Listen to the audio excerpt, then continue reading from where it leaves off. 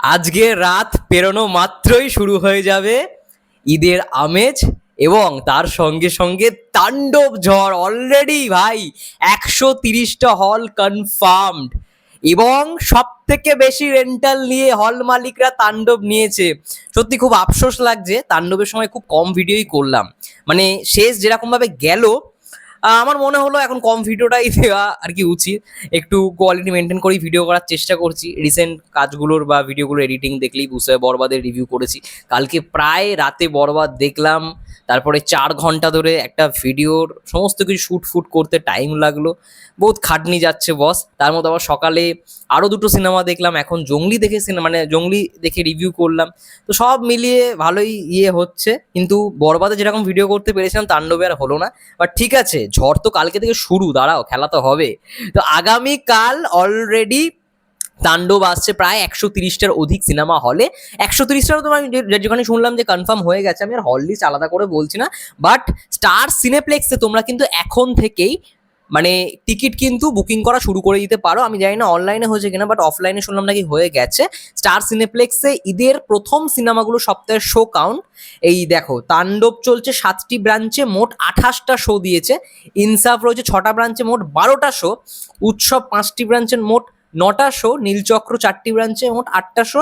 টগর 3টি ব্রাঞ্চে মোট 6টি শো। তো তাণ্ডব সব থেকে বেশি শো পেয়েছে স্টার সিনেপ্লেক্স, এবং 28টা শো, 7খানা ব্রাঞ্চ মিলিয়ে দারুণ একটা কিন্তু মানে হিস্ট্রি ক্রিয়েট করার কথা, কারণ অনেক হল পেয়েছে।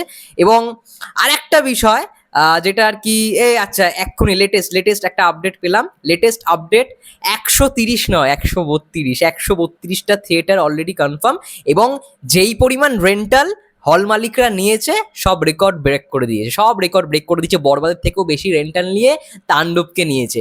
এবং রাইহান রাফি একটা স্টেটমেন্ট দিয়েছে। স্টেটমেন্টটা শুনলে তোমাদের মাথা খারাপ হয়ে যাবে। আমি তোমাদের পড়ে শোনাচ্ছি, ওয়েট। তাণ্ডবে মানে কে এমন নেই, মিডিয়ার প্রত্যেকটা অভিনেতা নাকি রয়েছে তাণ্ডব সিনেমাটার মধ্যে। এবং এটা আমি বলছি না, রায়হান রাফি নিজে বলছে তাণ্ডবে বড় বড় আর্টিস্ট অভিনয় করেছে। বাংলাদেশের মিডিয়ার কোনো আর্টিস্ট মনে হয় বাকি নেই, সবাই মোটামুটি অভিনয় করেছে। এবং এটা পাবলিশ করা হয়েছে স্টার সিনেগল্পের অফিসিয়াল ফেসবুক পেজ থেকে। আমি দেখিয়েও দিচ্ছি, দেখতে পারো। তো স্টার সিনেগল্পের অফিসিয়াল ফেসবুক পেজ থেকে এটা পাবলিশ করলো। মানে ধামাকা তো আগামীকাল হবে, এবং তাণ্ডবে বস সিয়া মাহমুদও থাকছে।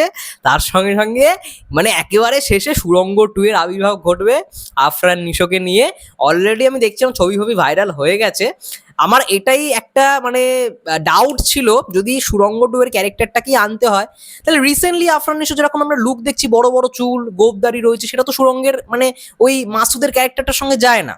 মাসুদের ক্যারেক্টারটার মধ্যে কি ছিল, শুধু গোপ ছিল, আর এমনি নর্মাল মিডিয়াম কাট চুল ছিল, দাড়ি ছিল না, একদম ক্লিন শেভ ছিল।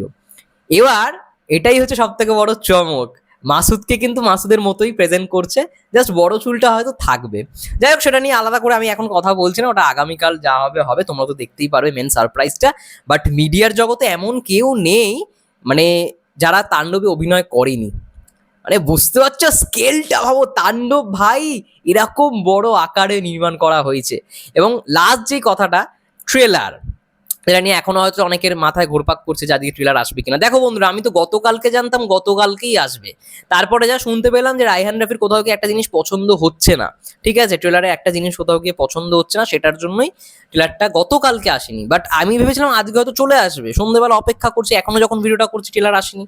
জানি না কি হবে, ট্রেলার আজকে না দিলেও। দেখো, ট্রেলার না এলেও কোনো সমস্যা নেই, আমার তো মনে হয় যে ট্রেলার না দিলেই বরঞ্চ হাইপ আরও বেশি থাকে। ঠিক আছে, বরবাদ তার সব থেকে বড় উদাহরণ। যাই হোক, তোমাদের কি মন্তব্য কমেন্ট করে জানাও। ততক্ষণের জন্য সবাই ভালো থেকো, সুস্থ থেকো, টেক কেয়ার।